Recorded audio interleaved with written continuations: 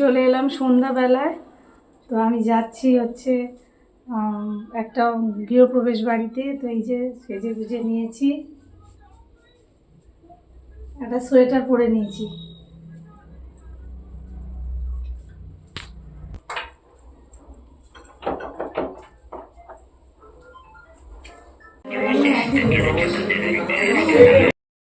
সুপ্রভাত বন্ধুরা, কেমন আছেন সবাই? নিশ্চয়ই ভালোই আছেন। শ্যামলিজ লাইফস্টাইলে আবারও একটা নতুন ব্লগে আপনাদের সকলকে সুস্বাগতম। এদিকে ডাল বসিয়ে দিয়েছি, এদিকে ভাত বসিয়েছি, আর এটা হচ্ছে আজকে হবে ডিম। অনেক দিন ভাতের সাথে ডিম খাওয়া হয় না, ওই জন্য আজকে বলেছি যে একদম মাছ টাছ আনবে না, ডিম খাবো। ওই জন্য আজকে করব ডিম।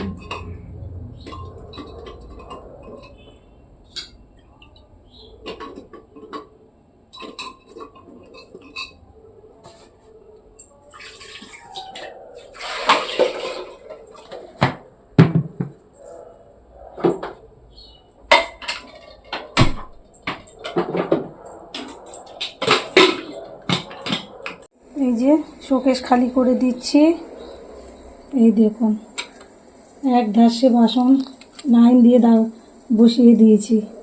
পুরো শোকেসটা আজকে আমি পরিষ্কার করব।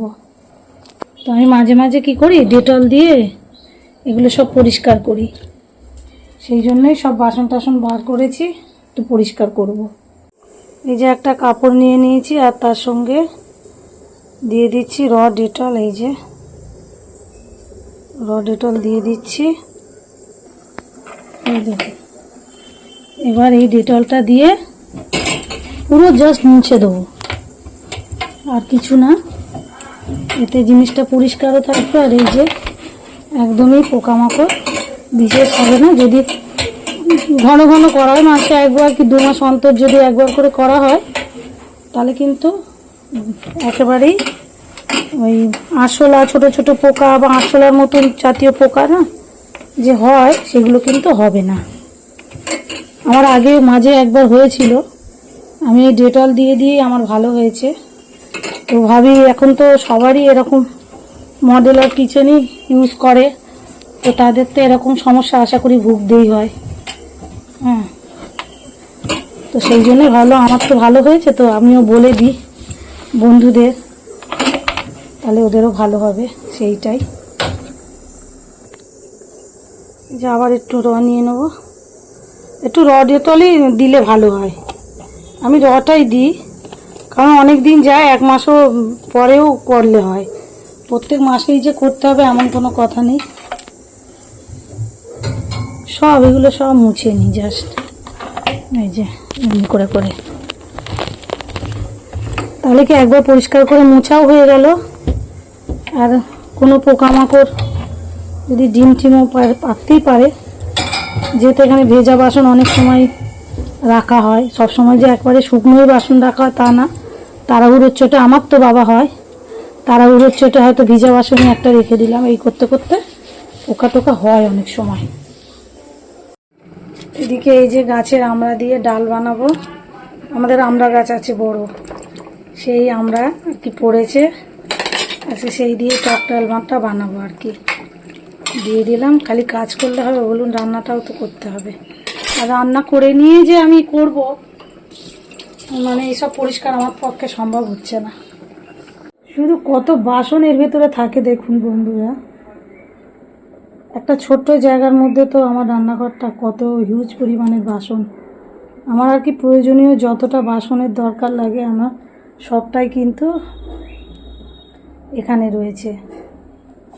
তো চলুন এগুলো গুছিয়ে নিই, আর ওদিকেও ডালটাও হচ্ছে, ডিমও সিদ্ধ হয়ে গেছে, এগুলো গুছিয়ে নিই।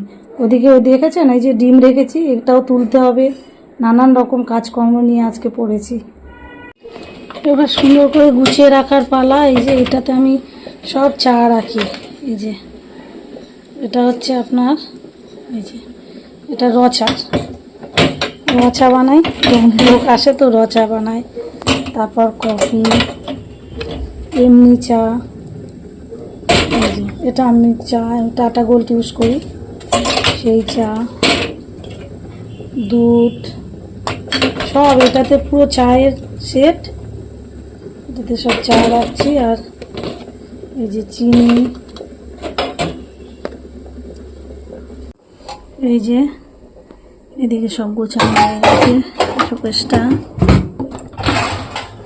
এই যে এবার একদিন এই বাইরেটা পরিষ্কার করতে হবে, আজ আর হবে না।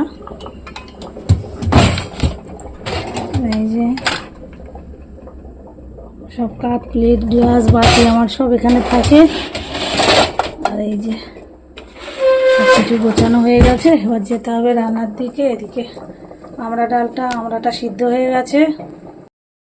শোকেস গুছাতে গিয়ে এদিকে হাঁপিয়ে গেছি, জল খেয়ে নিচ্ছি।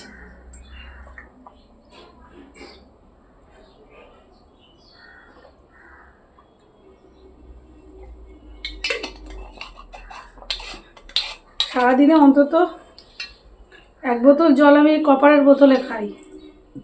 কপারের বোতলে কিন্তু জল খাওয়া খুব ভালো পেটের পক্ষে, সেই জন্যই আমি খাই।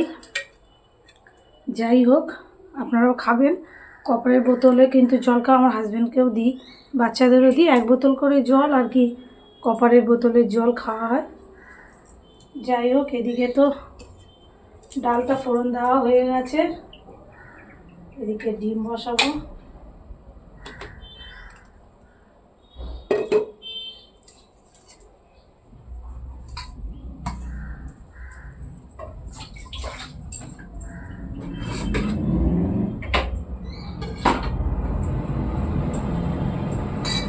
কুচেনাটা আমি সবসময় চালিয়ে নিই, তা না হলে কিন্তু রান্নাঘর কোনোভাবেই পরিষ্কার রাখা সম্ভব নয়। আমি কুচেনা চালিয়ে বেশিরভাগ রান্না করি বলে আমার কিন্তু খুব একটা নোংরা হয় না। উপর টোপরগুলো বছরে একবারই আমি রং করি, ওই জগন্নাথ পুজোর সময়, জানেন তো জগন্নাথ পুজো হয় আমাদের, ওই তখন একবারই রং করতে, কিন্তু না করলেও চলে, তবু আমরা করিয়ে নিই। কেন যে বছরে একবার করে করালে জিনিসটা ভালো থাকবে, দেখতেও ভালো লাগবে। কিন্তু কুচেনাটা আমি হয়তো আপনাদের অসুবিধা হয় আমি জানি, আমি তো ডাইরেক্ট দিই, ভয়েস দিই না, আমার ভালো লাগে না, ভয়েস আমার দিতে ভালো লাগে না, সেই জন্য আমি ভয়েস দিই না। আমি ডাইরেক্ট কথা বলতে আপনাদের সাথে বেশি পছন্দ করি, সেই জন্য ডাইরেক্টই দিই। তো তার জন্য তো আবার আওয়াজ হলেও অসুবিধা হয় ঠিকই, কিন্তু তাও আমি কুচেনা চালিয়েই কিন্তু রান্নাটা করি। অন্তত তেল যখন তেলের ওপরে কিছু দেবো যখন, তখন তো একদম চালাই মনে করে চালিয়ে নিই। আজ তো বৃহস্পতিবার, তো এই যে পুজো করে নিয়েছি।